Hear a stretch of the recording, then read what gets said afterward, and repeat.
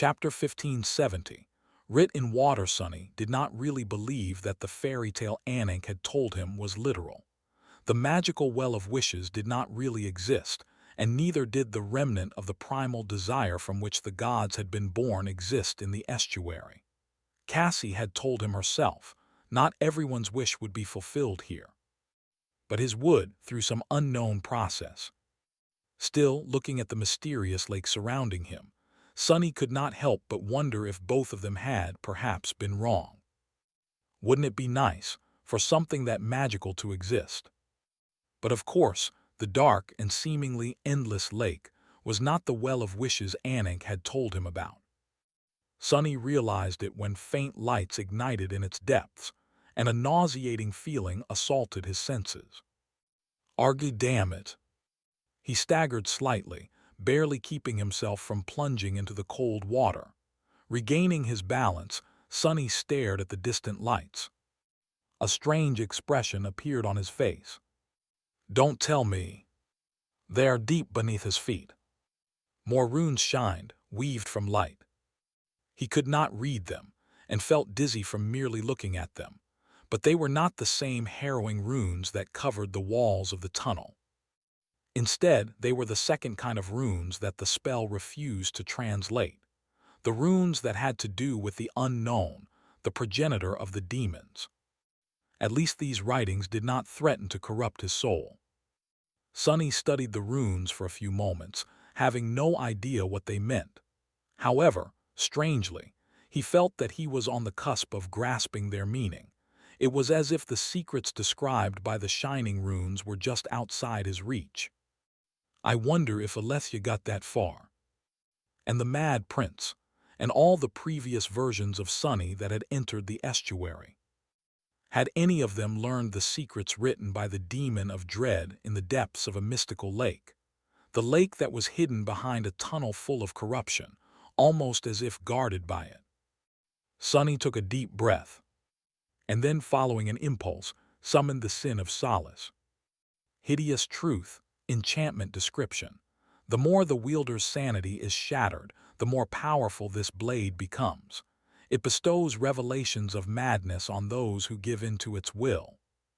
Sonny was not entirely mad, but through the paradoxical nature of the sin of solace, the spirit of the cursed sword had long ago reached completion. Therefore, he was long overdue to receive revelations as a reward for reaching the pinnacle of madness. The hilt of the jade giant landed comfortably in his hand. And the moment it did, Sonny felt the thin barrier separating him from understanding the nauseating runes dissolving. Finally, their true meaning was revealed to him. Looking down, Sonny shuddered as he read. Hail Weaver, demon of fate, firstborn of the forgotten god. Sonny stared at the familiar runes, dazed. Hail Weaver. His mind was in a state of shock or maybe epiphany. He couldn't tell. The forgotten god. So the unknown, the progenitor of the demons, was a god. The seventh god. How could it be? He raised a hand and wiped his face, suddenly feeling cold. There were only 6 gods: sun god, war god, beast god, storm god, heart god, and shadow god. Which was strange, considering how obsessed the spell and the dream realm as a whole seemed with the number 7. But who was the forgotten god? Where had another god come from, and how could he be the parent of the demons? Demons were said to have appeared out of nowhere, creating themselves. No, wait.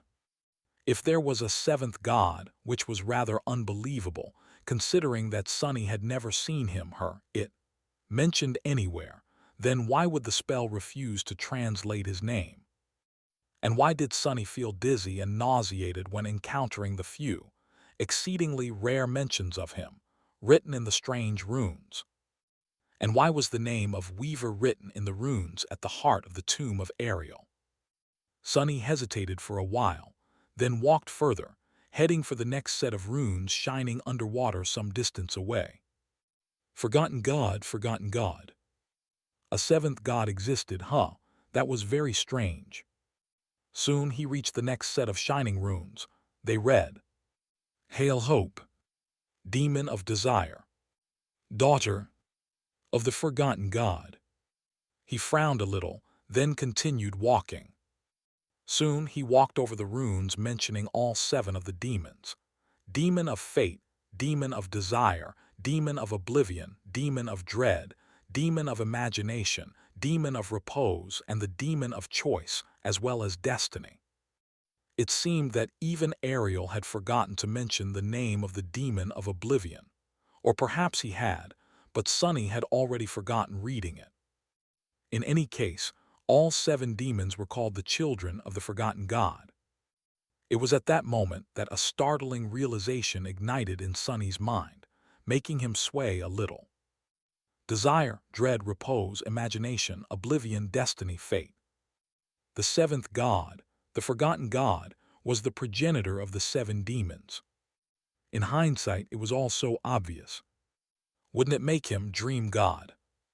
Dream God, the god of dreams, nightmares, restoration, imagination, oblivion, and fate. People dreamed about what they desired. They saw nightmares about things they dreaded. Sleep brought with it rest and was full of fantastical things. Dreams were easily forgotten, disappearing into oblivion. And sometimes dreams brought with them visions of fate, like the prophetic visions Cassie received when she slept. Destiny, meanwhile, was the other side of fate. It all made sense. The 7 demons, each represented one of the aspects of the 7th god, Dream God, who had been forgotten and erased from history, for some reason, only mentioned in forbidden runes that could not be read by most people, and repelled anyone who tried, thus becoming the Forgotten God. Sunny remained motionless for a while, trying to digest the earth-shaking revelation he had received in the estuary. He felt as though he had stumbled on a great, almost unimaginable secret, something that, perhaps, lay at the root of all the mysteries that had been plaguing him for so long. There were not 6 but 7 gods: Sun God, War God, Storm God, Beast God, Heart God, Shadow God, and Dream God, who had been forgotten. The demons were children of this forgotten God. Therefore, by rebelling against the gods, had they rebelled against their own kin. Just like the gods themselves had waged war against their kin, the ineffable beings of the void. No, wait. The connection between the forgotten God and everything that had happened, and continued to happen, was too deep to be a mere coincidence. The realms of the gods were destroyed, consumed one after another by the dream realm. Seeds of nightmare bloomed in its depths, infecting the last remaining realm, the waking world, by a plague of nightmare creatures. And then there was the nightmare spell, created by Weaver, the firstborn of Dream God. Had the Forgotten God really been Dream God? Or had he been Nightmare God? Or had he been Dream God once, but then became the god of nightmares? Why had he been erased from history?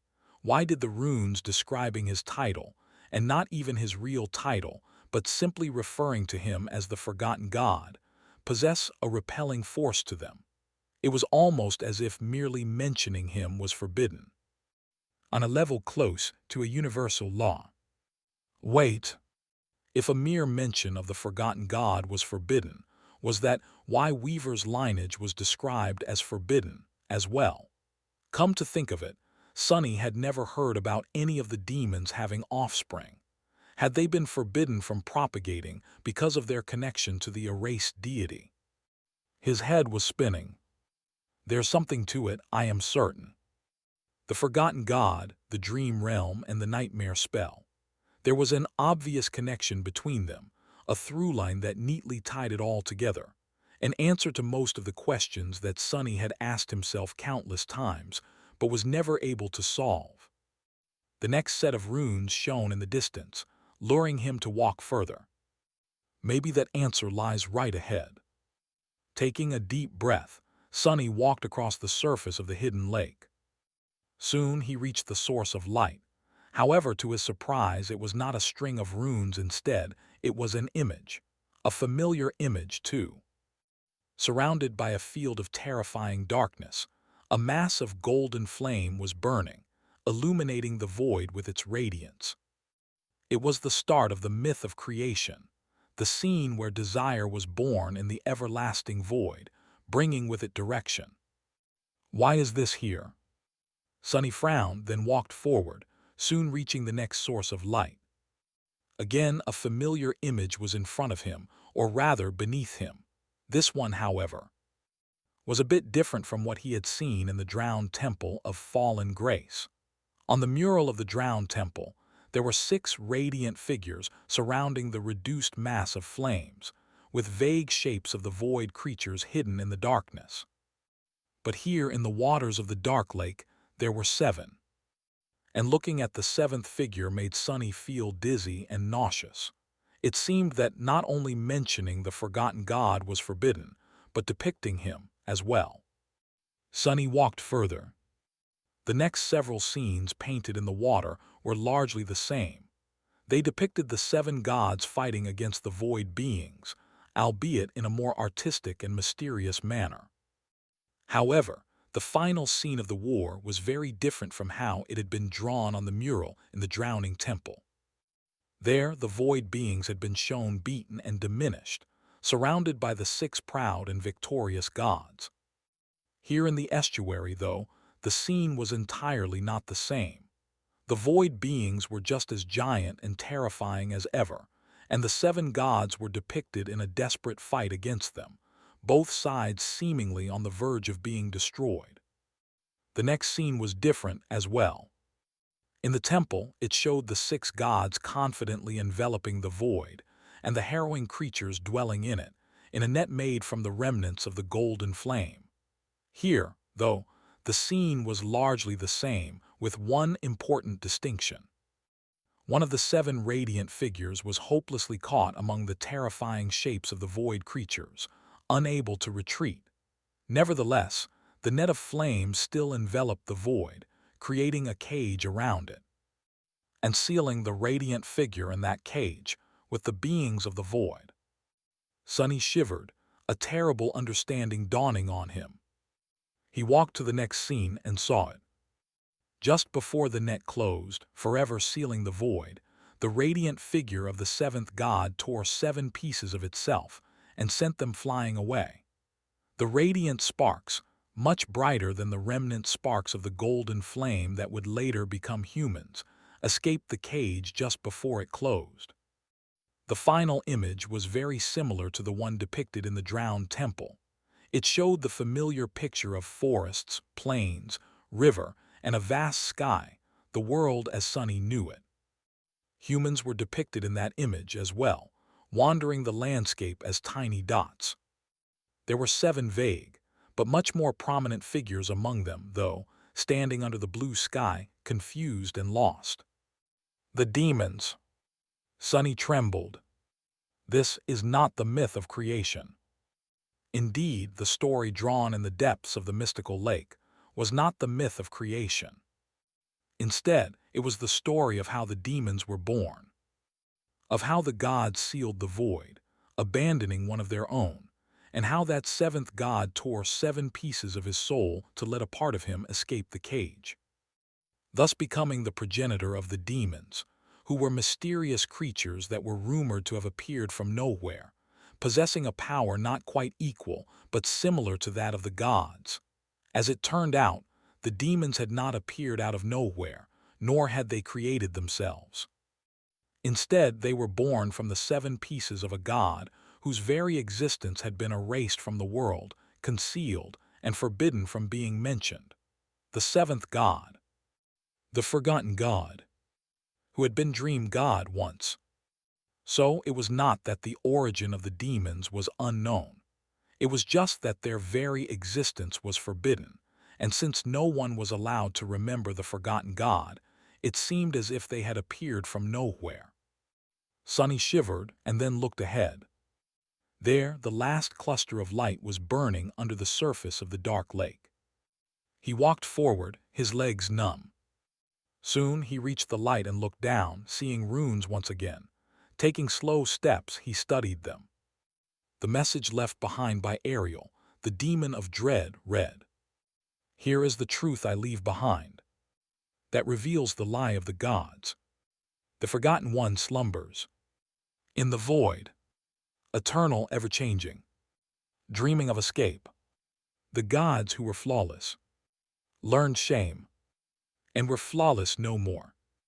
I am a child of their transgression, and thus their flaw." Sunny trembled. The gods were flawless no more. Suddenly, he remembered the last thing Noctis had said to him in the depths of the second nightmare, just before Hope broke free of her chains. He remembered the weight of the 4 words the whimsical sorcerer had whispered. Never trust the gods. The gods were liars indeed. They left one of their own in the cage they had built to imprison the void, and full of shame, erased his existence from the world. Was that how the universal law of imperfection had been born? Or maybe it had gone the other way around, and it was precisely the creation of the law of imperfection that had given the gods the final push they needed to seal the void, thus making the forgotten god their flaw, and therefore making the demons, who had been born from his soul, living incarnations of that flaw. Was that what Hope had meant when she spoke to him? Hope, who had been imprisoned by Sun God, her kingdom destroyed, after mortals started worshipping her. Wait, no. Was shame really what had made the gods forbid the knowledge of the forgotten god from spreading? Or was there something deeper hiding behind that colossal lie? The law of imperfection. Everything in the world created by the gods was imperfect, including the gods themselves. Therefore, the seal they had placed on the void had to be imperfect as well, which meant that it could be broken. That, in a sense, was their flaw too. And therefore, the forgotten god who had been sealed in the void for so long, slumbering, could one day break free. What would happen if he did? Suddenly, something clicked in Sunny's head. No, not what would happen. He paled, an expression of utter terror appearing on his face. What has happened? There were 7 gods, not 6. And therefore, there had to be 7 divine realms, not 6, like Windflower had told him. The waking world was the 6th, most likely belonging to War God, while the dream realm was the 7th, belonging to the forgotten god. The dream realm, which was devouring all the rest and spreading corruption to all of existence through the blooming seeds of nightmare. Corruption was the result of the void influencing that which had been created by the gods. What would happen if one of the gods was exposed to the void for eons, then? Could there be a corrupted god, the god of corruption? Sunny trembled once again. That god had already broken free of his seal. But perhaps he was still asleep, and all of existence was in the throes of his nightmare. The forgotten god has succumbed to corruption, and the day he was released would have brought doom to the world created by the gods. So, they had to have done everything in their power to prevent him from growing stronger, restless, and awakening from his slumber. They had erased all mentions of his existence from the world. They had forbidden the demons from stirring offspring, thus preventing the propagation, the lineage of the forgotten god. And they had destroyed Hope's kingdom when people started worshipping her, and through her, the god from whom she was created. Which was a really cruel punishment, considering that demons had not even been aware of their origin at the time. After all, the description of the mantle of the underworld stated it clearly about Nether. He wasn't the first to lead his army against the gods. However, he was the first to shed their blood, as well as learn the secrets of his own. Nether had been the first to reveal the lie of the gods and learn the truth of his origin. Sunny gritted his teeth, feeling sick. Damnation, damnation. Finally, the history of the dream realm was revealed in front of him. Except for the very end of it. What had happened during the Doom War? How had the gods and the demons perished? How had the seal of the void been broken? And if it had been broken, why wasn't all of existence already consumed by it? Why was the forgotten God still sleeping, instead of awakening to devour everything? Most importantly of all, what was the true purpose of the nightmare spell, and what was Weaver's real goal? Remembering the scheming demon, Sunny suddenly shuddered. Wait a minute.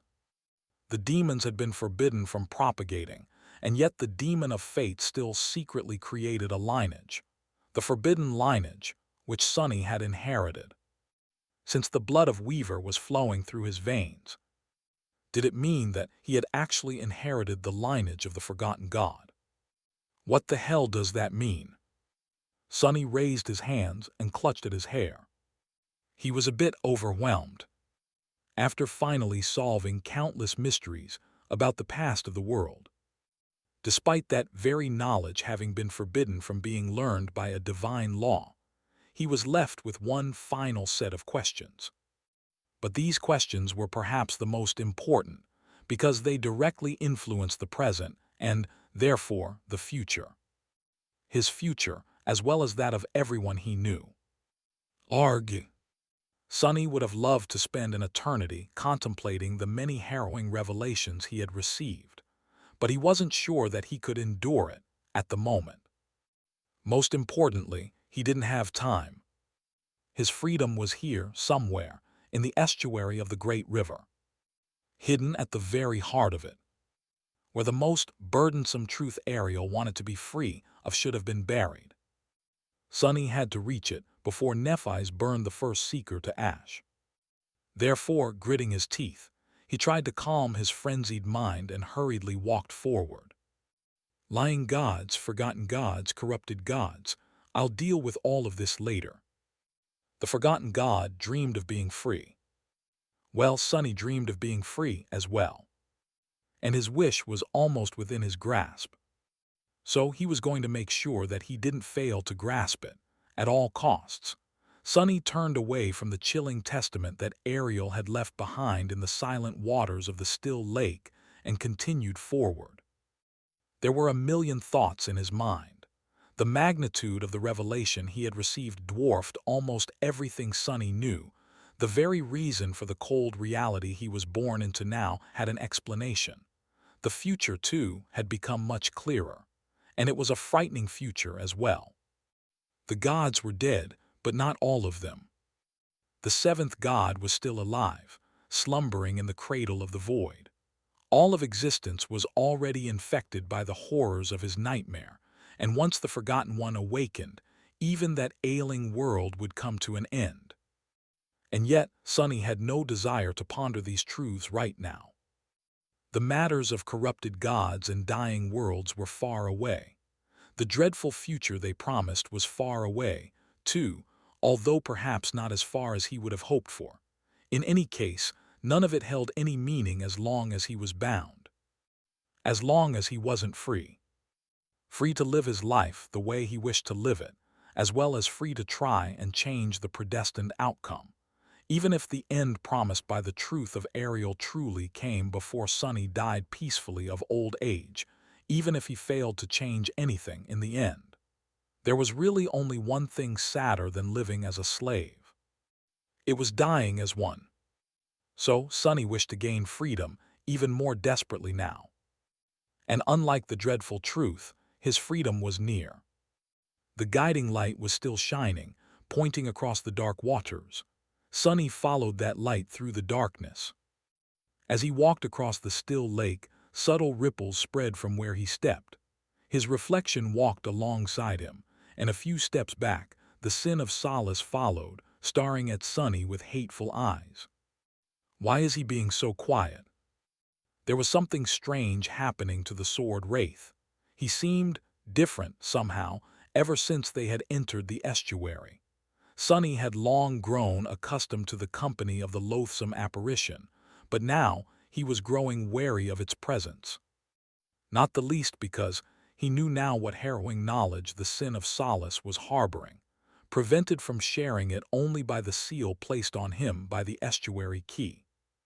Just like the void could break its seal and consume all of existence, The knowledge of it that the wraith possessed would consume Sunny should the estuary key disappear.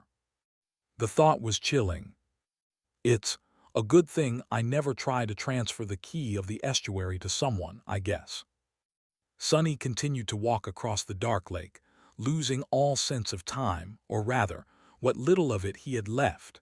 There were no lights shining under the surface of the water anymore, but gradually the lake itself changed. Its surface, which had been calm before, was slowly growing restless. There were powerful currents moving underneath the surface, making the dark water stir and surge, forming waves. Soon, advancing had become harder. Eventually, Sunny saw something in the distance. Jagged rocks were rising from the water, resembling cliffs. The water was flowing between them, restless, and wisps of mist rose here and there. The silence was broken by the sound of rushing water and the whispers of distant currents. Sunny reached the towering black rocks, looking at the surging water with a complicated expression. There was a labyrinth formed by the passages between the jagged cliffs, shrouded in mist. The water traveled through the stone maze, disappearing from view. He could hear it roar in the distance, as if plunging from great heights. He could also feel the very fabric of reality grow thin and strange all around him. What is this place? Sunny did not know, but he had a suspicion. And that suspicion only grew when he noticed something at the base of one of the cliffs. There, a mark had been left on the black stone, as if cut into it by a sharp blade. Two runes, one meaning sun, the other meaning loss. The Mad Prince passed through here. And not only him. Looking into the passages formed between the cliffs and listening to the distant roar of water, Sunny felt sure that here, the lake hidden in the inner part of the estuary connected back to the great river. Only, since the lake existed entirely outside of time, the connections it formed were special. If he followed one of the streams, he would most likely be able to exit the estuary. He would also enter the great river at a point in time different from where he had left it, perhaps far in the future. Or perhaps far in the past. Long before the day he had entered the nightmare. That was how the Mad Prince had been able to invade a cycle of the great river where he was not meant to exist, and had taken the future plagues with him. Cassie had said so herself. What had her exact words been? After reaching the estuary and using it to invade the next cycle of the great river, the two of them meticulously prepared the playing field for the arrival of us, the new challengers. Sunny had not paid attention to these words back then, overwhelmed by other matters, but now he finally understood what Cassie had meant. The estuary existed outside of time, or rather, time itself did not exist yet in the estuary. So, the relationship between this eerie place and the rest of the tomb of Ariel was tenuous at best. By choosing the right passage, one could escape the usual cyclical flow of the great river and travel to a different time, not the subjective time of the great river represented by its current, but the objective time that dictated the rise and fall of its civilization. If Sunny had 1,000 attempts, he could map the labyrinth and find a way to come and go as he pleased, visiting different eras of the tomb of Ariel. He could even travel to a time before the plagues invaded the latest cycle, prepare for their arrival, then destroy them in one fell swoop. They had not been as powerful back then, after all. That way, perhaps, the river civilization would not decline as fast. Perhaps Twilight would not be destroyed yet. Perhaps the nightmare could be conquered differently. But then again, maybe not. Maybe Twilight had always been fated to be destroyed by the forces of the defilement, and the beautiful cities of the Sibyls had always been fated to fall apart and drown. In any case, he did not have 1,000 attempts. He barely had one. And so, Sunny entered the labyrinth and followed the guiding light, wondering where it would lead him. Would he return to the great river? Would he be sent into the future, or into the past? Whose true name had Torment delivered to Cassie, And how would finding that creature, or place, release him from the chains of fate? He was going to find out. Eventually, there was nothing left around him except for towering cliffs and rushing water. Sonny used the dark wing to glide between the jagged rocks, propelling himself forward with stunning speed. He felt a need to hurry, knowing that Nephis was somewhere out there, leading an assault on Verge. In the end, the guiding light led him to neither the future nor the past. Instead, the radiant crystal simply showed him the way through the labyrinth, keeping away from the sound of roaring water. Escaping the misty labyrinth, Sonny found himself in front of a vast body of water once again. He was back to the calmer reaches of the dark lake. The part of it hidden behind the maze of cliffs, though, was entirely different from what he had seen near the shore. What is this? Sonny froze for a moment, gazing forward with a pale face. In front of him, countless corpses were floating in the water. It was very much like the dreadful sight of the slaughter that had happened at the approach to twilight. But with one striking difference. If the carcasses littering the still water there belonged to the defiled abominations, then here, all of them seemed to belong to great nightmare creatures. Sonny knew it because there were numerous husks of dark butterflies among the floating corpses, all lifeless despite having no discernible wounds. Something had violently destroyed their very souls, leaving only lifeless corpses behind. And there, far away, did it only look that way, or was something dark rising from the water? The guiding light was pointing directly at that distant speck of darkness. Sonny remained motionless for a few moments, then gritted his teeth and took a step forward. As he did, something vast moved in the depths of the still water. And gazed at him. Sonny staggered as the gaze of the being hiding beneath the still water of the lake fell on him. A scream almost escaped from his lips, but he gritted his teeth and pushed it down. Ugh. The feeling of being looked upon by the invisible watcher, whatever it was unlike anything he had ever experienced. Sonny had been in the presence of powerful people before, and even more powerful nightmare creatures. He had been crushed by the suffocating force of their presence and struggled to move while being pressed down by it. But the gaze of the being hiding under the silent dark waves was entirely different. It was not only heavier and more insurmountable, hinting at the terrifying power of the hidden watcher, but also did not feel the same. The force of oppression emanated by mighty beings was usually aimless and directionless, while the chilling gaze was piercing and penetrating. It felt as though the mysterious being was not simply looking at Sonny from beneath the mass of dark water, but rather looking through him. Sonny's body, mind, and his very soul were like an open book in front of the hidden watcher, and they were being read, one page after another. Gods. His soul was being witnessed. And somehow, Sonny felt that it was more than that.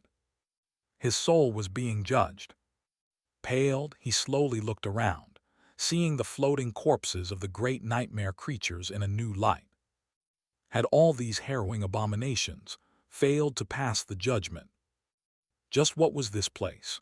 Was there something else hidden at the very heart of the nebulous lake, even after all the forbidden knowledge left behind on its shore and in the depths of its outer reaches? Why had Ariel placed it behind the labyrinth of rushing currents and mist, leaving a fearsome guardian behind? Sonny grimaced, swayed a little, and took a step forward. Then another. Go on, judge me. I have nothing to hide. He did not know what he was being judged for, but the sincerity of his wish to be free was indisputable. Hopefully, the dreadful being would see its purity and let him pass. Feeling as if he was walking to his execution, Sonny walked toward the very heart of the estuary, the speck of darkness that the guiding light was pointing at. He maneuvered around the motionless corpses of the great nightmare creatures, who had all lost their lives in this eerie place, and forced himself to put one foot in front of the other. One step at a time. The harrowing gaze followed him for a while, inhuman and indifferent. Then the feeling of something vast and ancient watching him suddenly disappeared, leaving him shaken and rattled. Sonny staggered again, filled with incredible relief, and almost let out a groan. It seemed that he had passed the judgment. What was that thing looking for? Who was allowed to approach the heart of the estuary, and who was not? Why did the guardian let Sonny pass? He regained his balance and looked forward with dark resolve burning in his eyes. Come on, you are almost there. Feeling battered and drained from being looked upon by the invisible, inconceivable guardian of the inner lake, Sonny forced his tired body to continue walking. He walked and walked, eventually leaving all the floating corpses behind. Now there was nothing in front of him except for the still expanse of dark water and the vague shape rising from it in the distance. Oh, and one other thing. A few dozen steps in front of him, a familiar figure was standing on the water, looking at him with no humor in its dark eyes. It was the sin of Solace, who had disappeared somewhere just before the chilling gaze fell on Sonny. Now the sword wraith was back, standing in Sonny's way with a cold expression on his face. I guess it's time then. Sonny grinned darkly and took another step forward. As he did, he felt something shattering within his soul, and the spell whispered into his ear, its voice somber. Your memory has been destroyed. Sonny did not have to look at his runes to know which of his memories had mysteriously destroyed itself. It was the memory that had appeared in his soul without an explanation, and was now gone without an explanation. The key of the estuary. Why had it been destroyed? Well, that much was obvious. It was because whatever door the Mad Prince had wanted to unlock with it was already ajar. Feeling a dark kind of amusement, Sonny slowly walked to the Sin of Solace and stopped just a step or two away from him. The loathsome sword wraith looked cold, not at all delighted despite being free of the seal that had constrained him for so long.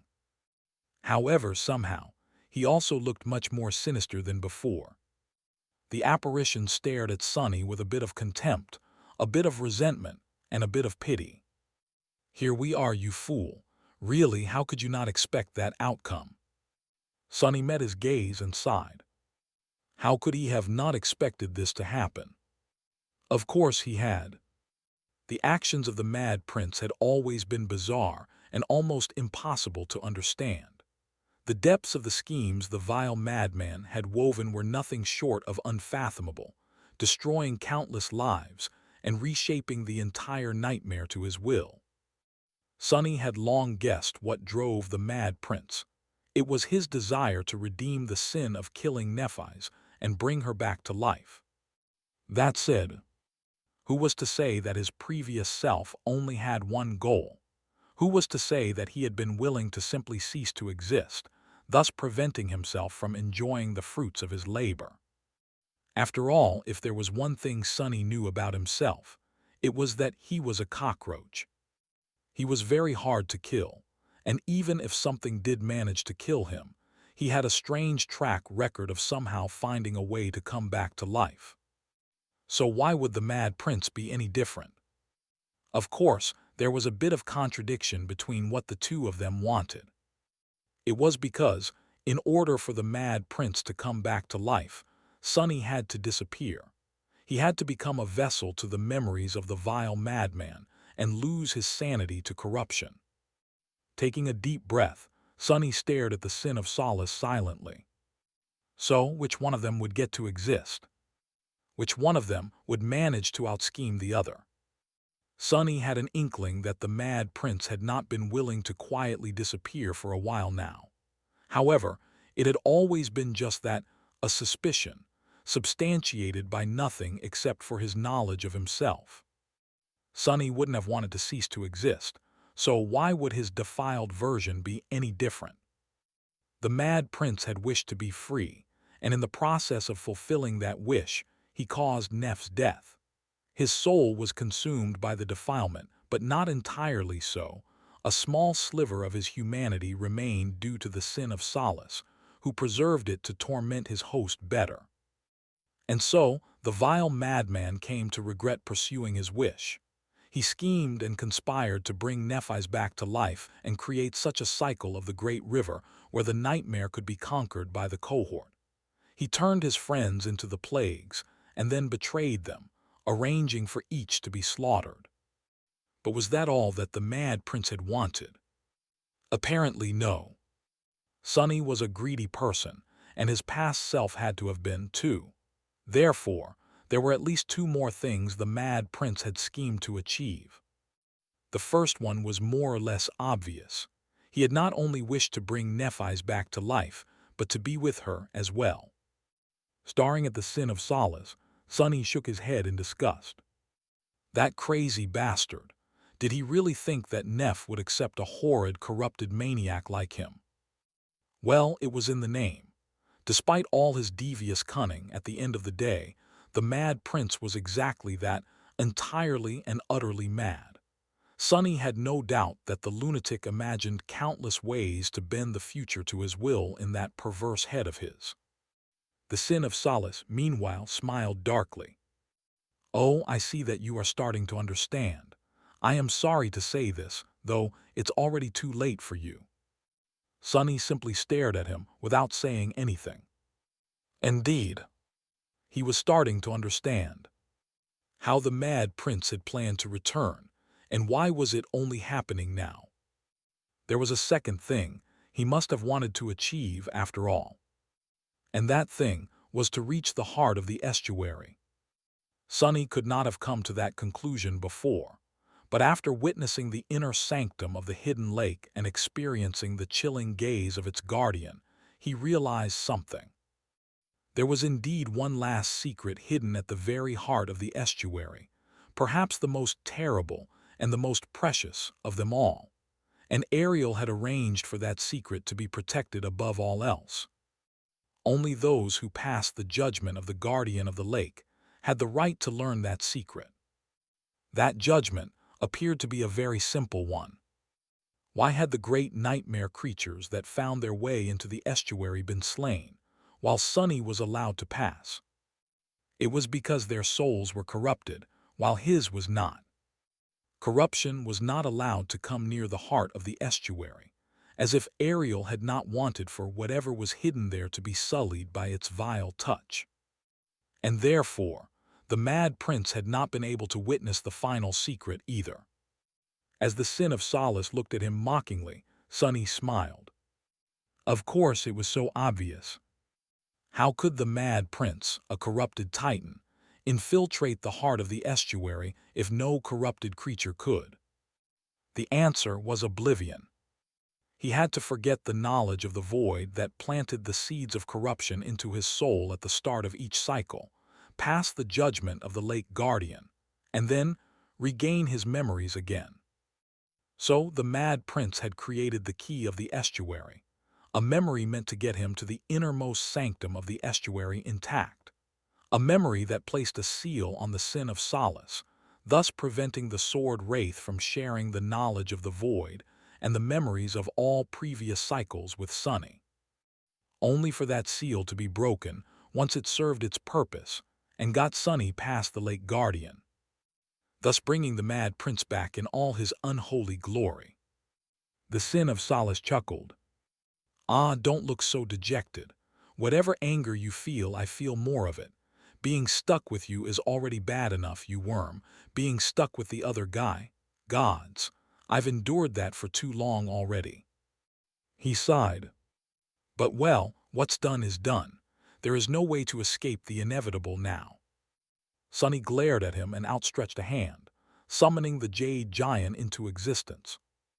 The sin of Solace laughed. "Oh, wait, I guess you can just destroy me before your soul is corrupted, huh?" The sword wraith was immune to the flow of the great river, keeping his memories of all the past cycles. And since he was nothing but a splintered piece of Sonny's own mind, that knowledge would slowly seep through and contaminate the rest of his mind, like it had happened on Alethia's island. The sin of solace could just whisper the secrets of the void to Sunny directly, but he did not have to. Eventually, that knowledge would infect Sunny's mind simply because it was already there. However, it would not happen instantly. Just like it had happened on Alethia's island, and even earlier with the cycles of the Great River, Sunny had some time before the contamination started in earnest. If he was to somehow destroy the sin of solace during that time, the splintered part of his mind would be eradicated, and the terrible knowledge contained within it would be erased without a trace. The problem was, the beautiful giant appeared in Sunny's hand, its blade carved from pristine white jade. Perfect jade, enchantment description. This blade is carved from a piece of sublime jade, and as such is sharp and durable beyond logic and reason.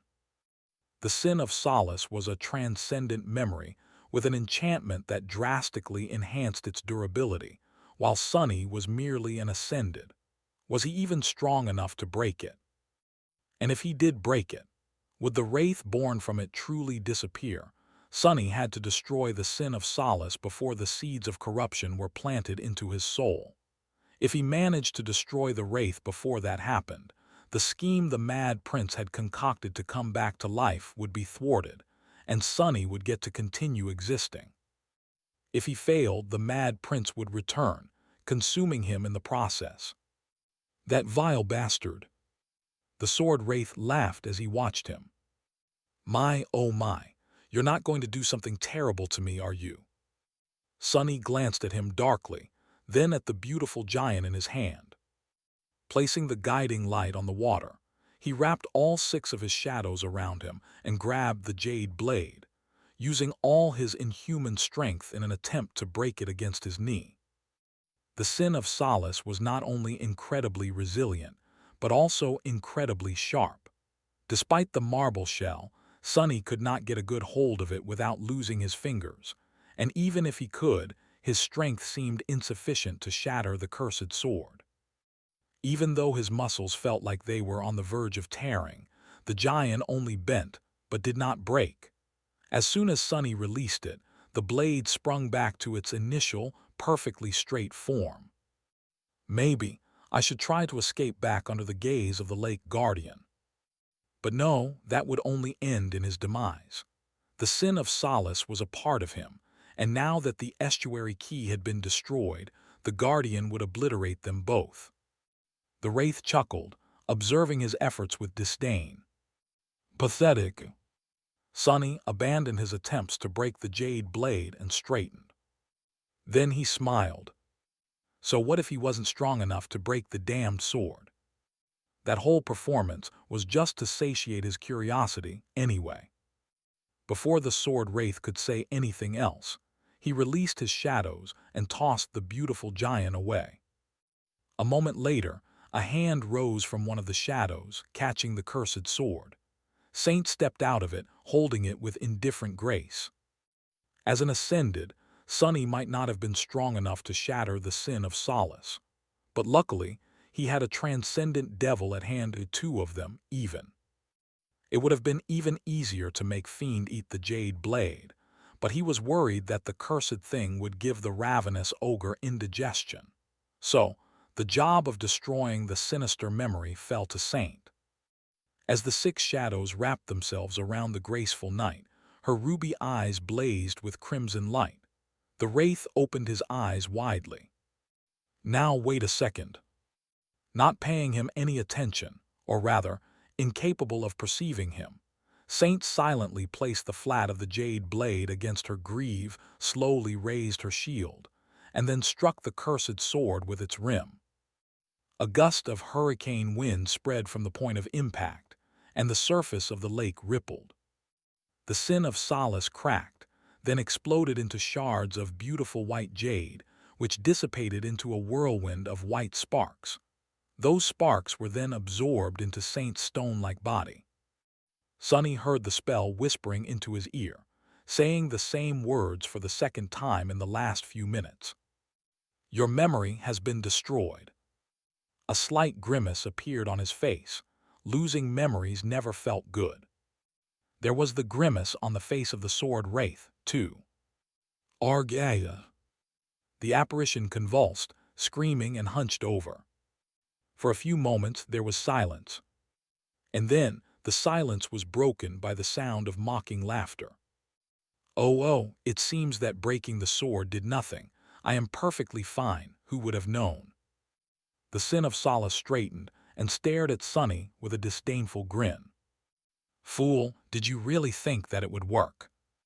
Sonny stared at him silently, his face pale and grim. The wraith shook his head. If it was that easy to get rid of me, do you think that I would still be here? Ah, lost from light, I am a part of your mind now. The cause of me might have been that memory of yours, but the source of me is you. So what good would destroying the sword do? The contemptuous smile slowly disappeared from his face, replaced by a cold and dark expression. It was a little bit dejected, too. The Sin of Solace sighed. Now let's end this farce. It has been a displeasure to spend time with you once again. Granted, what comes won't be pleasant either. He opened his mouth, as if wanting to say something, some terrible truth that would drive Sonny mad and infect his soul with corruption, without a doubt. But before he could, Sonny took a step forward, coming face to face with the startled wraith, and leaned forward a little. Then he whispered into his ear. Only 2 words. The first words he had spoken after saying farewell to Cassie at the shore of Verge. They were, "Be gone." And as he said them, the world shuddered. The wraith's eyes widened slightly, this time in earnest. You. And then he was gone. Erased. As if he had never existed. The splintered part of Sonny's mind was gone, taking the forbidden knowledge of the void, and all the memories of the previous cycles with it, preventing the mad prince from ever being born again. Healed from the curse that had plagued him since the early days of the Southern Campaign, Sonny closed his eyes for a moment, and then let out a long sigh. Then he looked down. There was a thin thread tied around his neck, the same thread with which the mouths of the voiceless prelates, a band of corrupted demons led by a devil named the Defiled Herald, had been sewn shut. Sonny had slain them back in Antarctica, receiving a certain memory in the process. That memory was the stifled scream, a charm he usually used to augment Saint. The charm possessed a second enchantment, though, which the graceful knight had never been able to use. Word of power, enchantment description. A word spoken by the master of this charm is a command. If born of great silence, the word of power can hardly be ignored. If not, it has no worth. Saint never spoke, so word of power could not be used by her. Sonny, meanwhile, was never able to remain silent for long enough to let the enchantment accumulate enough potency. The longer one remained silent, the more tyrannical the authority of the word of power would become. And so, knowing that he might face the machinations of the mad prince in one way or another, Sonny had summoned the stifled scream. That was the memory he had summoned while bidding farewell to Cassie. And ever since then, he had not made a sound.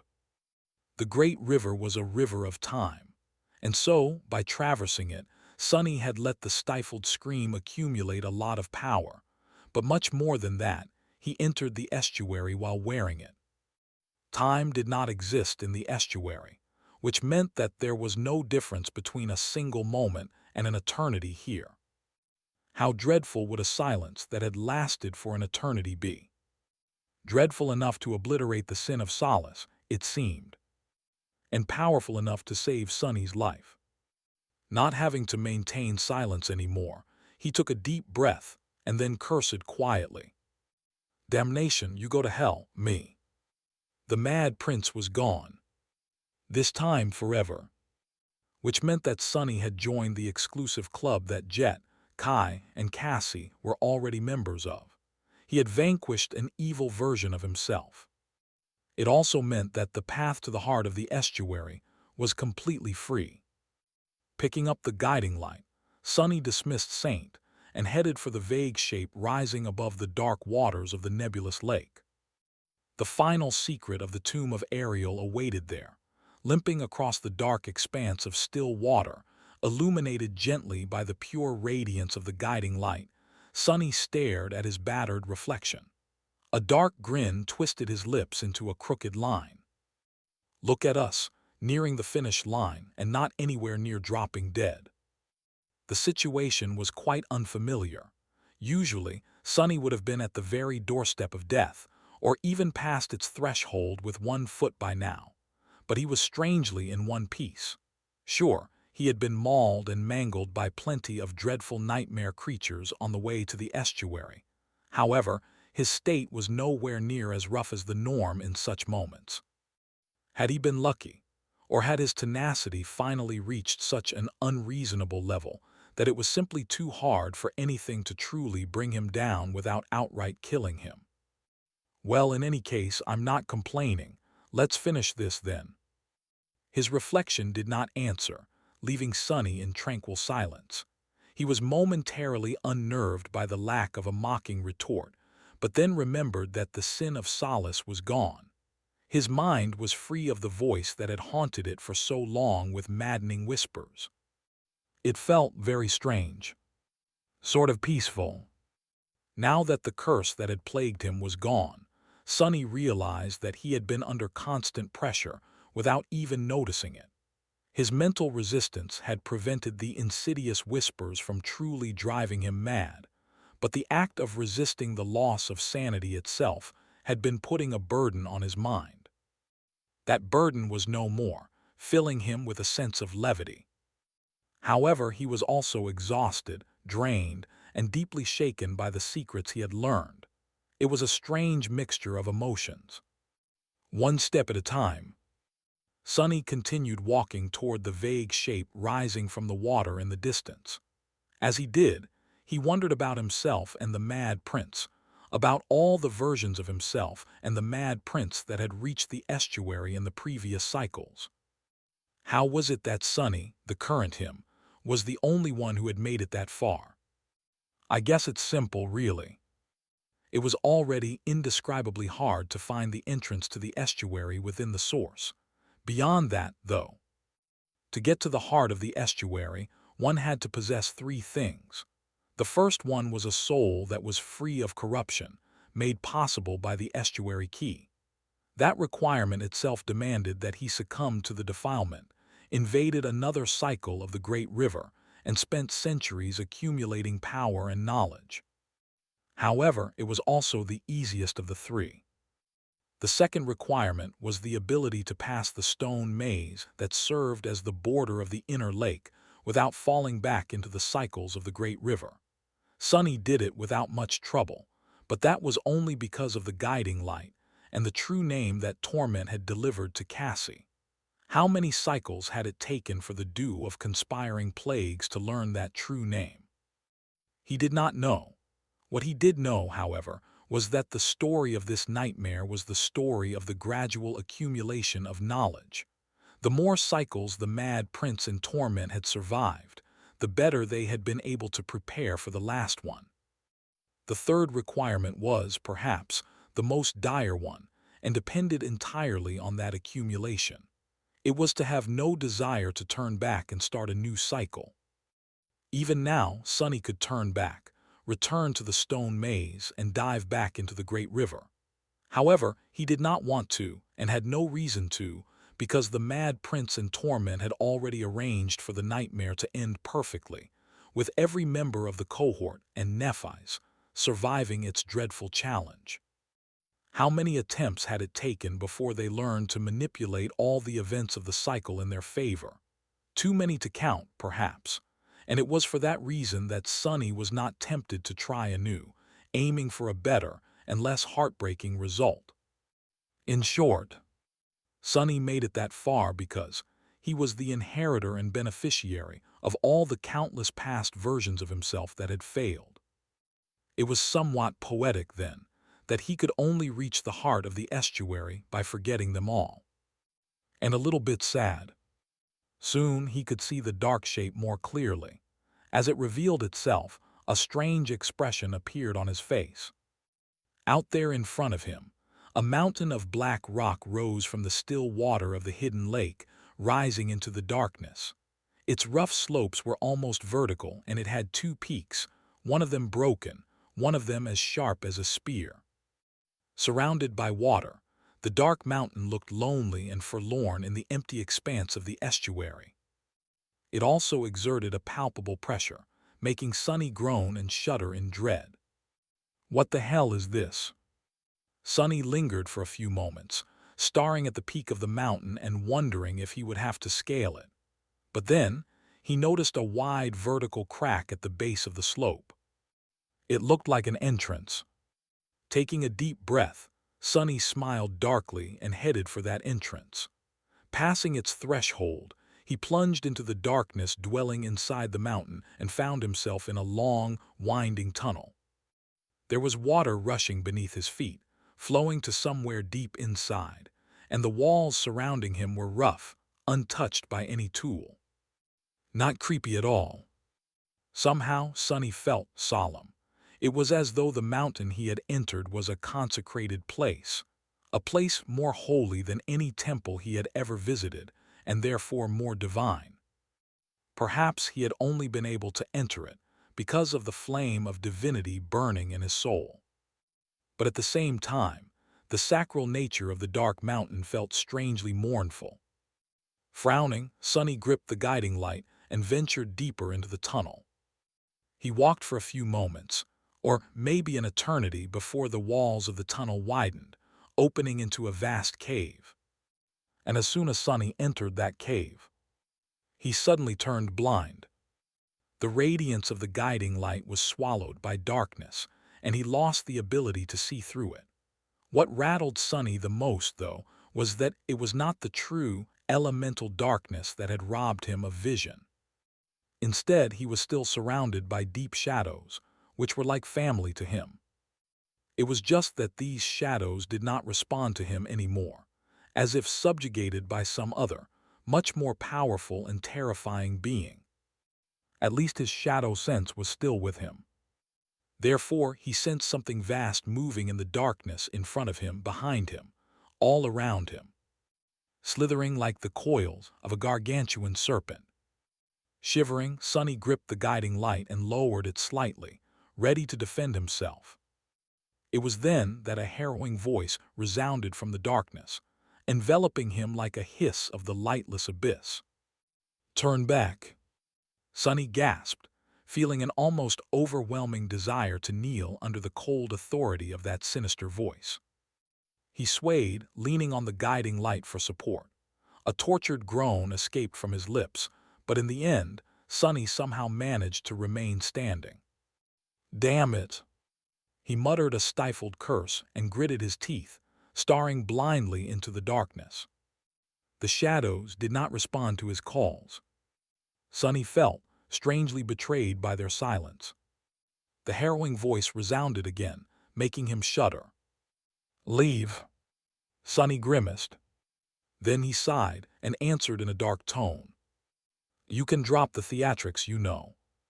There were a few moments of silence, and then the voice resounded again.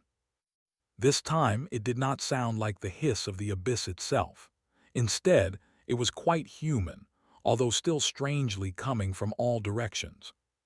The voice laughed. "Ah, damnation. I really wanted to give a good performance. You are such a killjoy."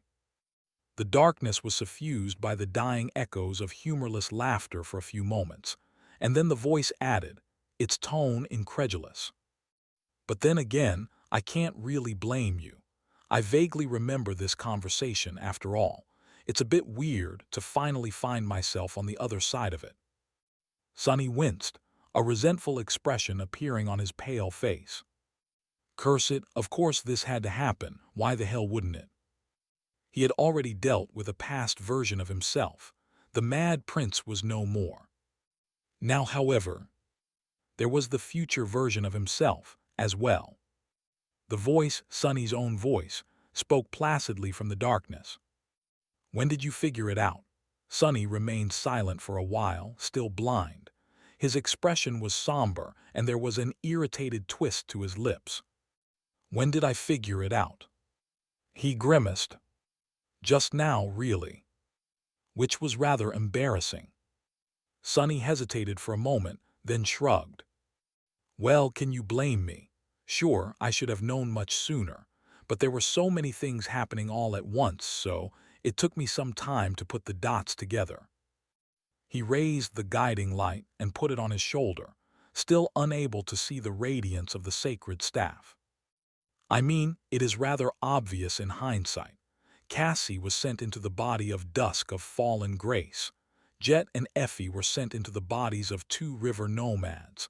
Kai and Mordred were sent into the bodies of 2 river-born warriors in Twilight. But what about me and Nephi's? Who were the people that we replaced? And what were they doing so far upstream in the distant future, way further than even we've? He shook his head.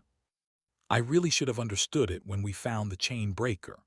But I was so overwhelmed by how bizarre everything in the tomb of Ariel was that I let it rest with the rest of the unresolved mysteries. And even as those mysteries were solved one after another, that one remained buried under the pile of startling revelations. I just sort of assumed that someone in the past, Noctis maybe, had visited the pyramid, leaving their imprint in the great river. Sonny tiredly rubbed his face and smiled. But it was the opposite, wasn't it? It was not someone from the past. It was someone from the future. It was Nephi's and me. We are going to return to the tomb of Ariel one day, right? Not the illusion of it conjured inside this nightmare, but the real deal. And just like Daron had left his imprint to exist in the nightmare, so will we. So, the bodies the 2 of us took, they have always been our own bodies. The roles we took are of ourselves. The voice remained silent for a while, then scoffed. Right, I remember now. Yes, we should have figured it out much sooner. Sonny gritted his teeth. I must say, though, it's a bit unfair. The spell gave us our own roles but made us mere ascended. The 2 of you must be much more powerful, no, to brave the nightmare desert and enter the real pyramid. So, what are you? A saint? The voice remained silent for longer now, then sighed. Yeah, a saint. Sonny frowned, judging how long the pause before the answer had been. Bastard, did you just summon Weaver's mask? The voice laughed. Did I? No, I absolutely did not. Trust me, I'm telling the truth. I'm the most honest person in the world after all, 2 worlds even. Did he summon it or not? Was this future version of Sonny really a saint? No, like hell he was. A mere saint would not have been able to turn the shadows against Sonny so easily, and neither would his voice possess such a harrowing power to it. Sonny shivered. You're a sovereign. Damnation, what the hell? After everything we experienced in this damned place, why would you go and challenge another nightmare? Are you that tired of living? The voice did not respond for a while. Then his answer came, calm and insidious. I am not a sovereign, though. Then it added, its tone devoid of any emotion. Nor am I alive. I'm not even a human, really. Just a phantom of a lost shadow conjured by the spell. Ah, but this estuary is a strange place. Time does not exist here, and so everything exists here simultaneously. Even though you have already taken my role, here we are, having a chance to meet each other. Sonny shivered. Meeting his future self was already shocking enough, especially considering how terrifying the power of that version of him was. It felt no less oppressive, and even much more so, than the power of the great nightmare creatures that had torn their way into the waking world during the Battle of the Black Skull. But why was that guy hiding in the darkness? Why wasn't he showing his face? Come to think of it, why was Sonny unable to sense a human body anywhere in the shadows? And what did his future version mean by saying that he was neither human nor alive? At this point, it was impossible to tell if the voice was lying or telling the truth, whether he was wearing Weaver's mask or not. All of it left Sonny quite unsettled. He cleared his throat. So that's great then. You can tell me everything about the future, how to deal with all my problems better, and how not to end up in the same sorry state as you. The voice remained silent. Sunny lingered. Right, come on, start talking. There was no answer for a while. Then the voice said in a dark tone, I don't think I will. You know how it goes. Knowledge of the future will just make that future happen faster and all that. Haven't you been burned by trying to exploit Cass and her visions enough times already? The future version of Sunny laughed. Yeah, I know what you want to say. Frustrating, isn't it? I remember cursing my future self with all kinds of nasty words at that point in my mind. No, it really is strange to be that annoying future self now. His joyless laughter died down, and Sunny was once again surrounded by chilling silence. After a few moments, the voice spoke again. It's of no use anyway. Aren't you here to become banished from fate? If you do go further and your wish comes true, there's no telling what your future will hold. The voice grew harder to hear, as if the two of them were being slowly separated by a great distance. Still, I ask of you, turn back, do not go further. You are not ready for what lies ahead. Sunny remained silent for a while. Eventually, he scoffed. If you truly are the future version of myself, then you already know my answer. Turn back, abandon his chance of breaking the shackles of fate and the slave collar wrapped around his neck. Never, he would rather die 1,000 deaths. I refuse. His voice was resolute. There was a distant, dejected sigh. Then the voice resounded once again, barely audible. You stubborn fool, well as expected. Go on then, hurry up. This nightmare won't last much longer. And just like that, the voice disappeared, leaving Sunny alone in the cave. The shadows embraced him again, and his ability to see in the dark returned. Damn traitors! The radiance of the guiding light pointed forward again. He took a shaky breath, trying to compose himself. What an insufferable bastard! What was up with his future self and his attitude? Was it really necessary to laugh and chuckle at everything Sunny said? And did he really have to keep all the knowledge of what was about to come a secret? The voice did say one thing, though. It was that the nightmare was about to end. Cursing under his breath, Sunny rushed forward. That guy gave me the creeps. He was a bit scary, though, which meant that I will be too. That is good news. Right. He had no time to ponder that eerie conversation right now and was in no mood to either. There would be time for that later, but right now, his freedom awaited. He crossed the cave and followed the guiding light into another tunnel, venturing deeper and deeper into the dark mountain. And then finally, he reached its very heart. Entering a dark cavern, Sunny stumbled and came to a halt. The cavern was vast enough that he could not see its ceiling, its walls drowning in darkness. Its floor was covered in shallow water, and at a distance, a small island rose from the glossy surface. There was a beautiful tree growing in the middle of the island, and nestled beneath its branches. Sunny's eyes widened. What is this? Why? An unadorned stone sarcophagus stood, its lid covered by withered leaves. Sunny had reached the very heart of the estuary. There, hidden in the depth of a towering mountain, a vast cavern was filled with darkness. A single ray of bright light fell from somewhere high above, illuminating a small island rising from the glossy black water. There was a beautiful tree growing on the island, its leaves a sea of pale magenta.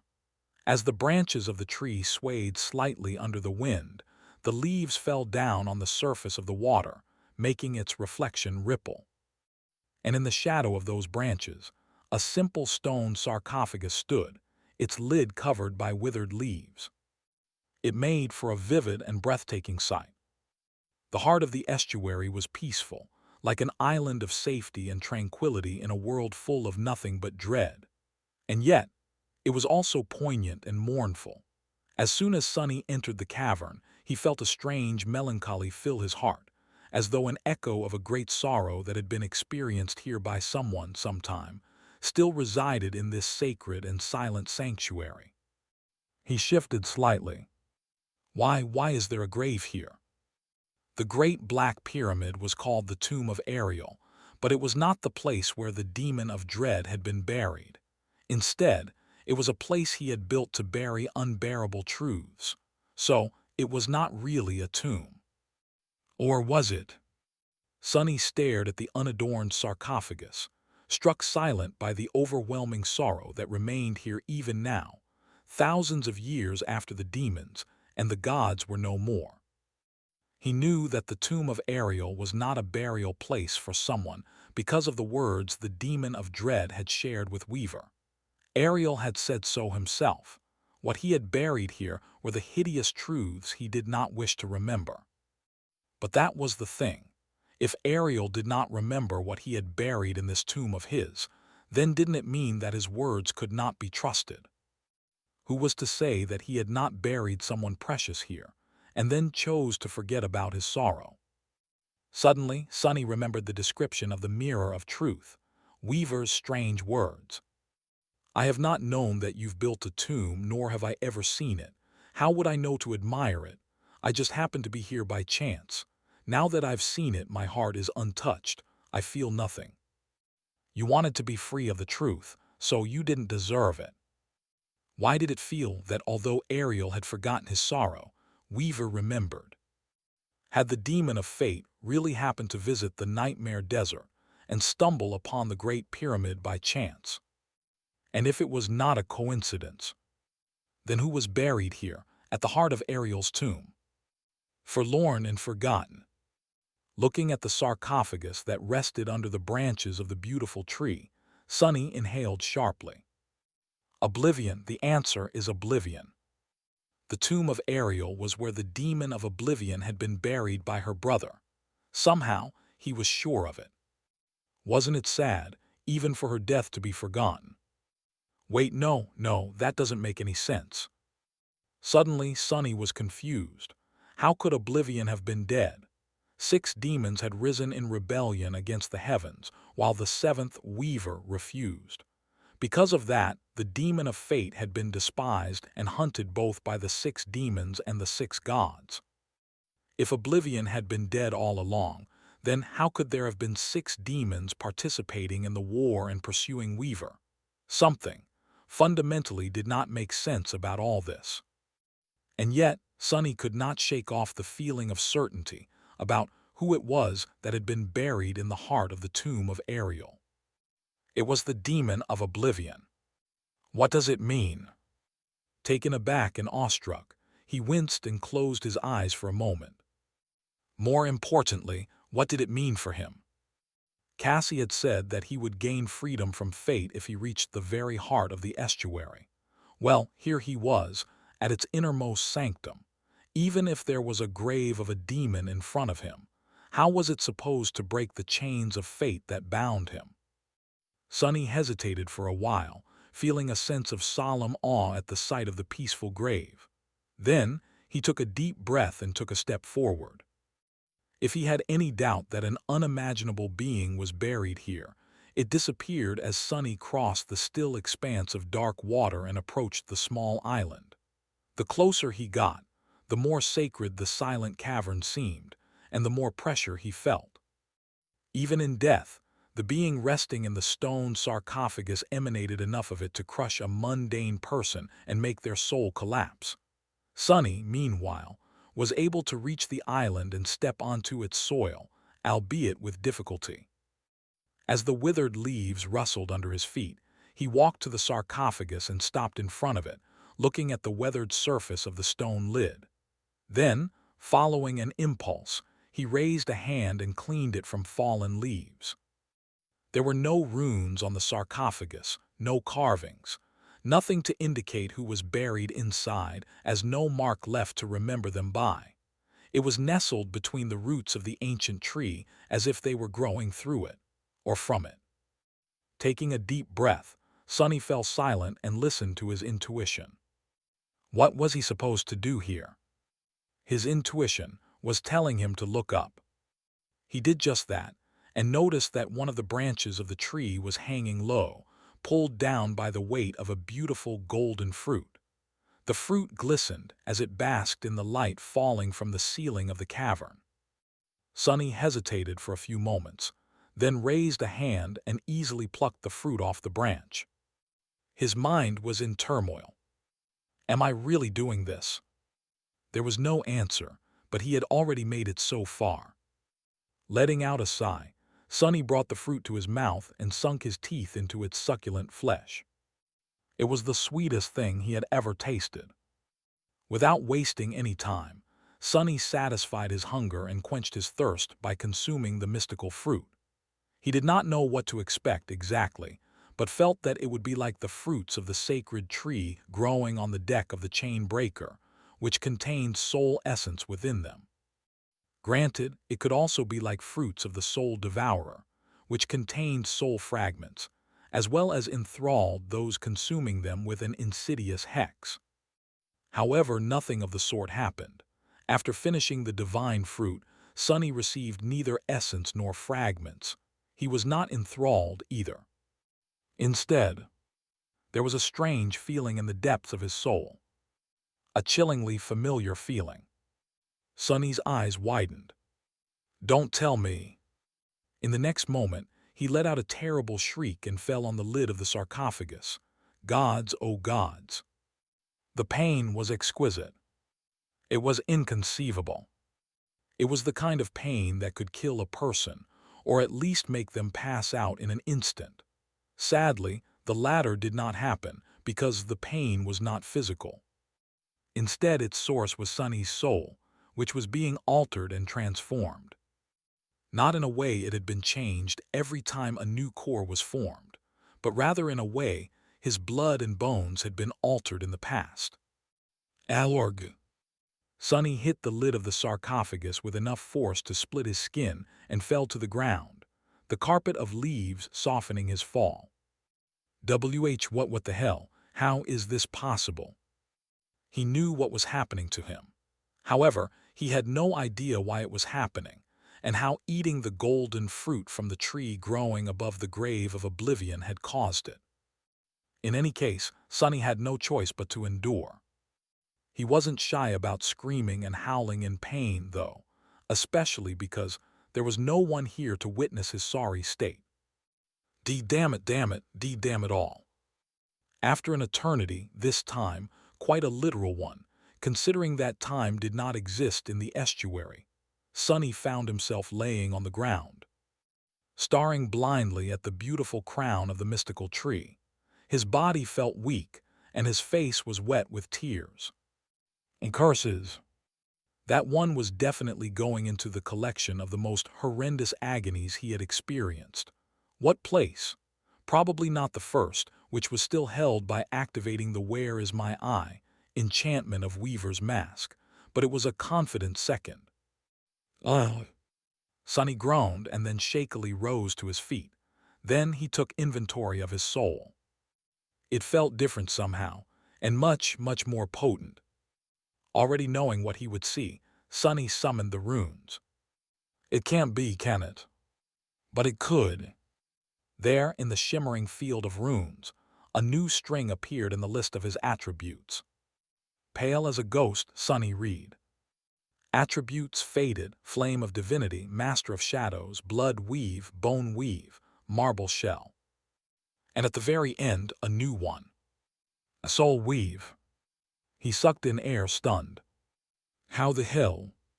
Concentrating on the new string, he read the description. Attribute description. You have inherited a part of Weaver's forbidden lineage. Your soul has been altered and imbued with stalwart potency. A lonely demon shed tears standing above a forgotten grave. A tree grew from the ground where the demon's tears fell, and from it grew a wondrous fruit. Sonny stared at the runes for a while, then dismissed them and concentrated on his soul. It felt reinforced somehow. His essence felt much more potent, and the rate at which it replenished itself was much faster. The soul itself seemed more robust and durable, capable of withstanding a terrible amount of damage and maintaining its integrity even if large swathes of it were entirely destroyed. Briefly diving into the soul sea, Sonny glanced at his 6 lightless cores. They did not look very different at the surface, apart from the fact that the dark flames burning within them seemed even darker now and more fierce. However, once he peered into the depths of his cores, was he seeing things? Or had he glimpsed a weave of ethereal golden strings creating a graceful pattern within the 6 black suns? Sonny left the soul sea, both elated and perplexed. So I inherited another part of Weaver's lineage, soul weave. That's great. It was, indeed, a remarkable boon. But what the hell was it doing here? It was already shocking enough to find Oblivion's grave, but why was a fragment of Weaver's lineage left there? If anything, it should have been Oblivion's lineage, apart from the fact that no demon except for the demon of fate had created one. It was as though Weaver lost a part of her soul at the grave of Oblivion for some reason. But why? How had the two of them been connected? And did it have something to do with the strange incongruity in the number of demons that had participated in the Doom War? Sonny did not know, but all of it was highly suspicious. And it wasn't even the most pressing question. Yes, it's great that my soul has grown stronger. But where was his promised freedom? How was Soul Weave supposed to break the shackles of fate? Sonny pursed his lips, unsure of what exactly was happening. Had Cassie been wrong, had she? But then, something distracted him from these thoughts. From the corner of his eye, Sonny noticed an ominous detail. Looking down, he stared at the guiding light, which had rolled away from him when he fell down, and was now laying to the side of the stone sarcophagus. The crystal at the top of the sacred staff was still shining. However, it wasn't pointing at the sarcophagus. Instead, it was pointing into the darkness behind it. Sonny slowly looked up. At that moment, it felt as though a ripple spread through the world. His surroundings suddenly felt less substantial, as if reality itself was slowly dissipating. His eyes widened. The nightmare, it's starting to collapse. Somewhere far away, Nephi's must have delivered a fatal blow to the first seeker. But Sonny could not concentrate on that thought for too long. Because just then, he noticed something moving in the darkness. A hunched, towering shape that filled him with indescribable horror. How did I not notice before? A giant creature had been hiding in the darkness of the vast cavern, hidden completely from his sight, his nose, and even his shadow sense, despite being the size of a hill. It had a hunched back, a disheveled mantle of messy black feathers, a terrifying beak and mighty wings that were vast even when folded, hiding its gaunt body. And a vile soul filled with more corruption than he had ever seen, spreading outward from 6 grotesquely giant nodes.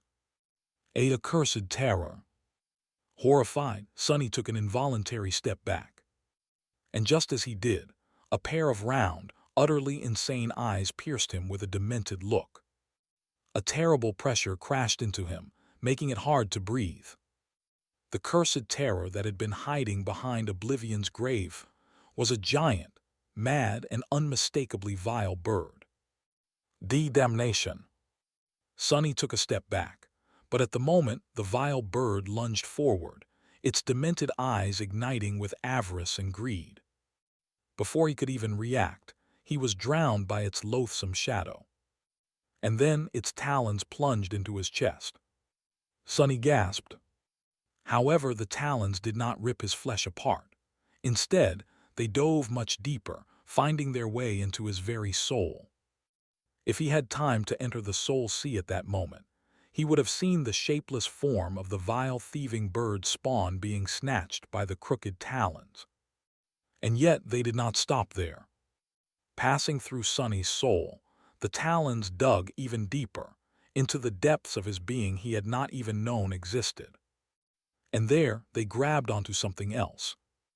onto countless strings that were wrapped around him tightly, surrounding him like a chrysalis, or like the strings that held up a marionette. Straining itself, the vile bird struggled for a few moments, and snatched those strings, too, somehow ripping them away from his existence.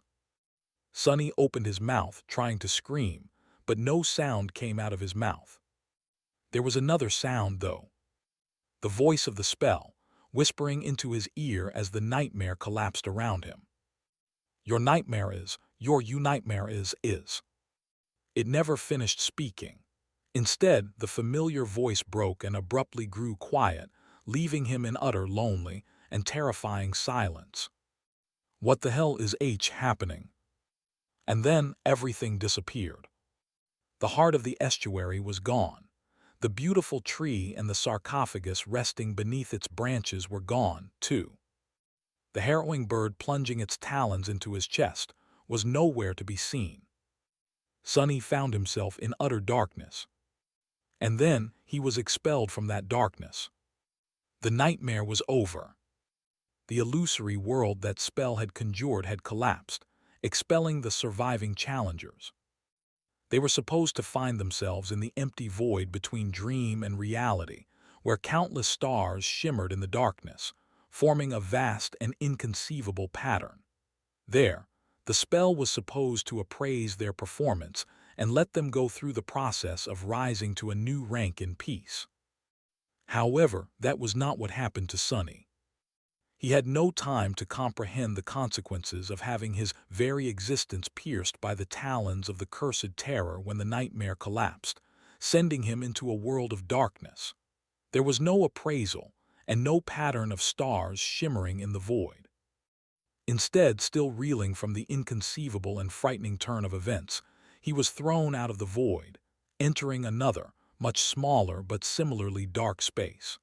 In fact, he was violently catapulted into that space, crashing into a jagged piece of scorched concrete, shattering it, and colliding with a deformed alloy wall behind it. The force of the impact was terrible enough to make the alloy crack, and for Sonny to lose consciousness. And that was how he became possibly the first human in history to transcend while passed out.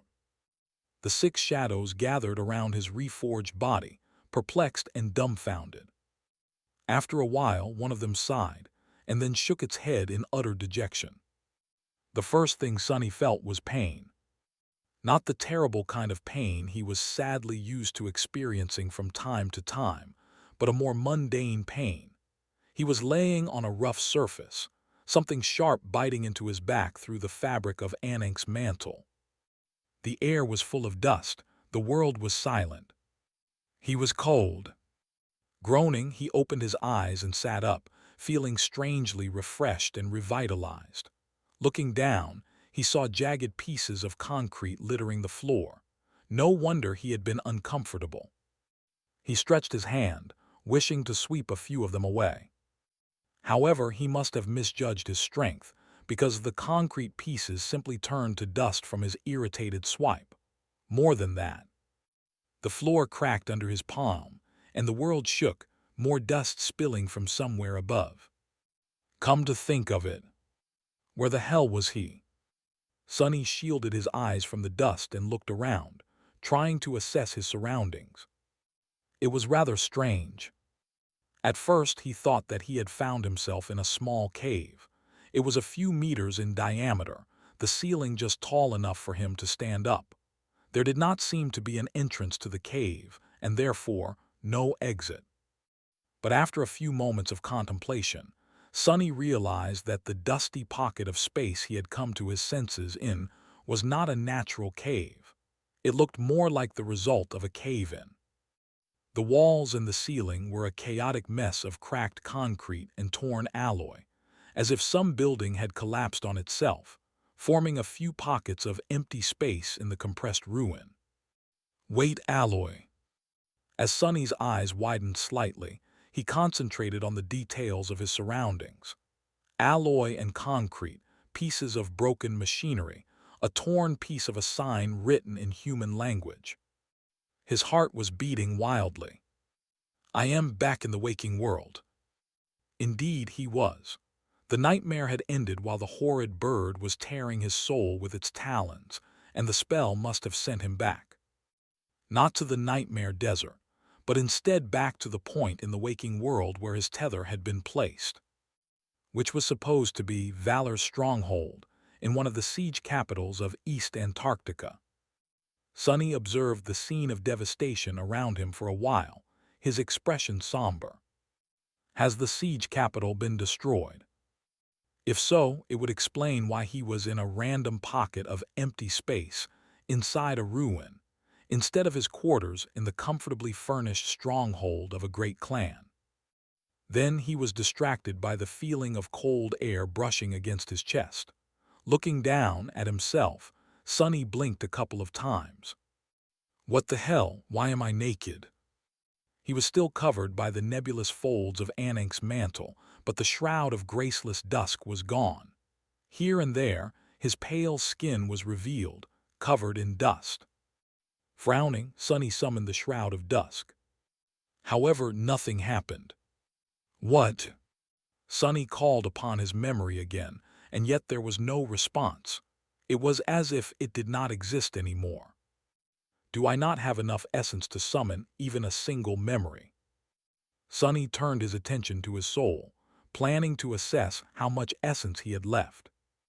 And froze. What the hell? It was only then that he realized how vastly different his soul, his body, and the world itself were. His body was suffused with power, such terrifying power that even Sonny himself felt a chill. It was already scary enough now, while he did not have his 6 shadows wrapped around him. What would happen when he layered 6 consecutive augmentations on top of it? His soul was filled with a cold ocean of essence, and that essence, it had already grown more potent after he had acquired Soul Weave. But now, it had become qualitatively different, possessing such depths and density as to appear inexhaustible. The intensity of power contained within it was frightening. That was not the most shocking change, however.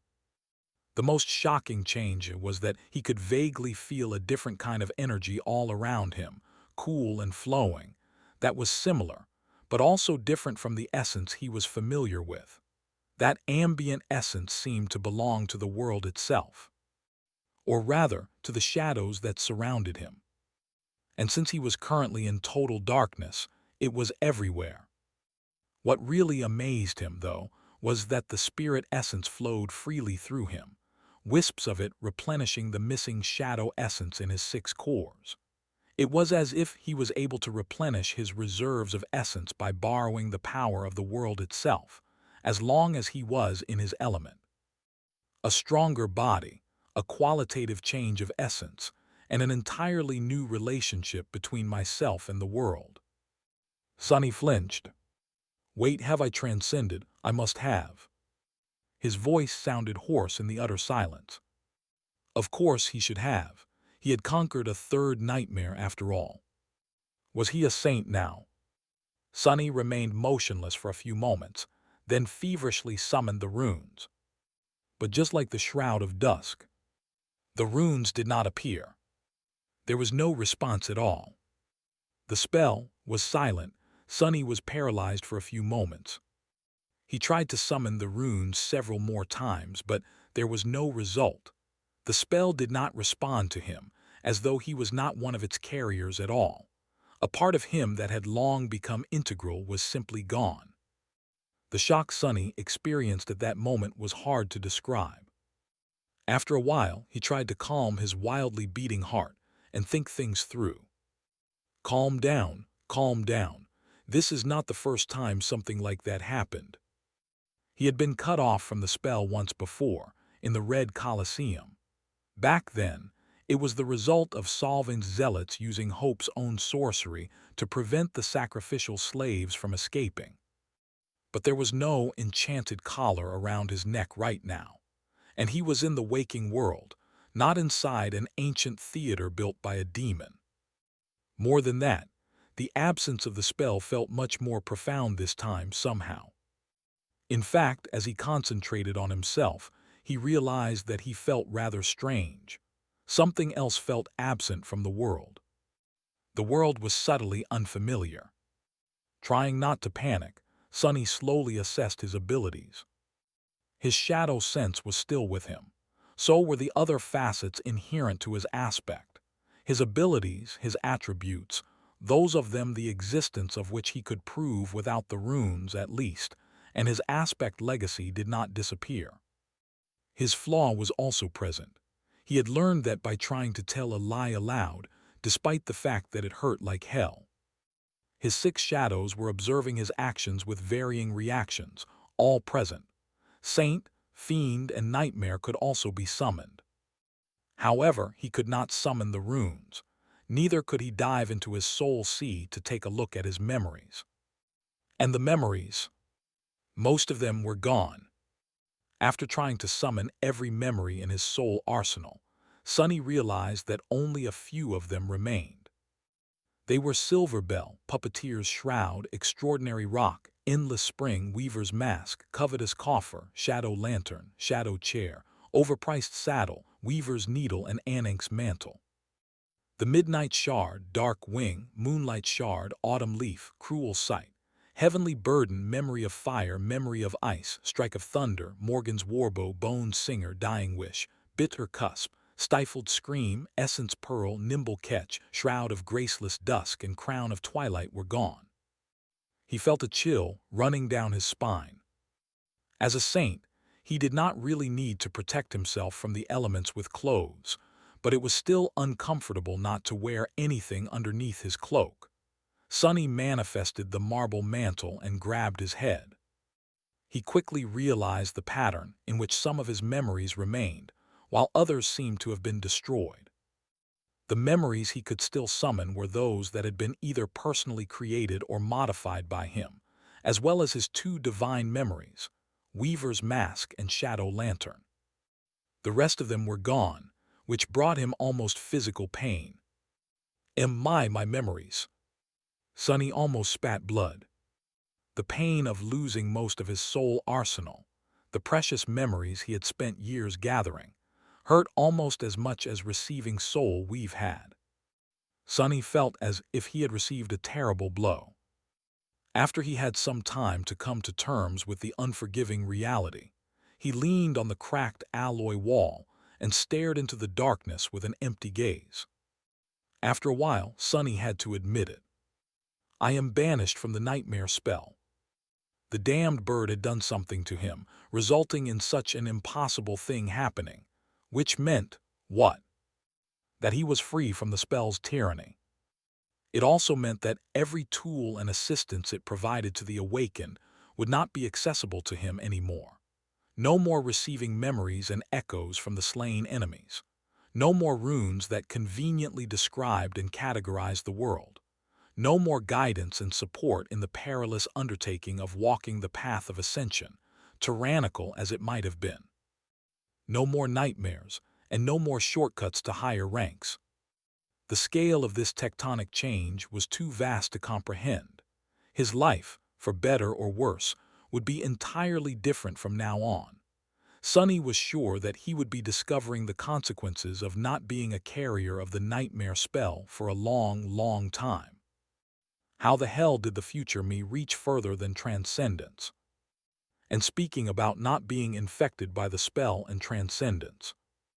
Without the helpful runes, Sonny did not even know what his transformation ability was. Come to think about it, now that he was a saint, there were more new things he was supposed to be able to do.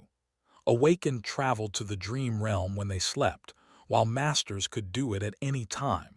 They still needed a gateway to come back, though. Saints, however, were akin to miniature gateways themselves. They were supposed to come and go between the 2 worlds as they pleased, and could even bring other living beings with them, although that last part was very limited. So, how was he supposed to learn to do so without the spell?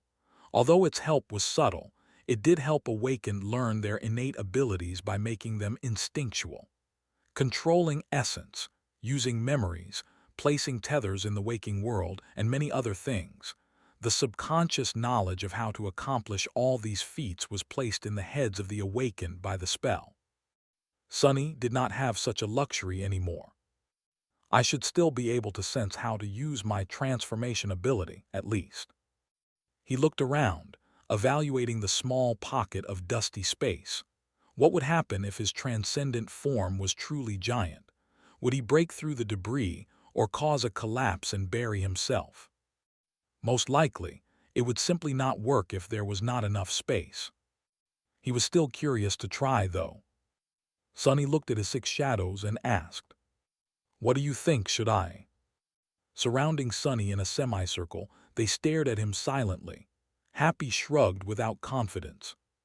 Sunny chuckled wistfully. "Come on, I am a saint now, can you believe it?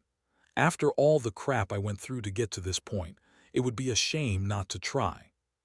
He searched within his soul, hoping to find something new and unfamiliar. It was an extremely strange thing, to explore his own self blindly. However, one's aspect was their own, existing outside of the spell. And so, after some time passed, Sunny did sense it, a new kind of power slumbering deep within him, waiting to be called upon. It was similar to how he sensed his other abilities, but also different. "This is how I transform, I guess." Sunny took a deep breath, and then activated his transformation ability. He had expected his body to balloon and change shape. But nothing happened. There was a considerable pull on his essence, but apart from that, he did not seem to change at all. Sunny frowned. "What the hell?" Somewhat unsettled, he looked at his shadows and said, "Why isn't it?" But then the words died on his lips. The shadows were gone. Instead, 6 identical versions of him were sitting in a semicircle around him, all clad in fearsome onyx armor, staring at him with confused expressions. "Thanks for watching. Please subscribe and like the video and comment down if anything wrong in the story. And if have any suggestion to a new novel or want next part of any series, comment down. Our target is to get 1K subscriber. There will be surprise for all of you. Stay tuned.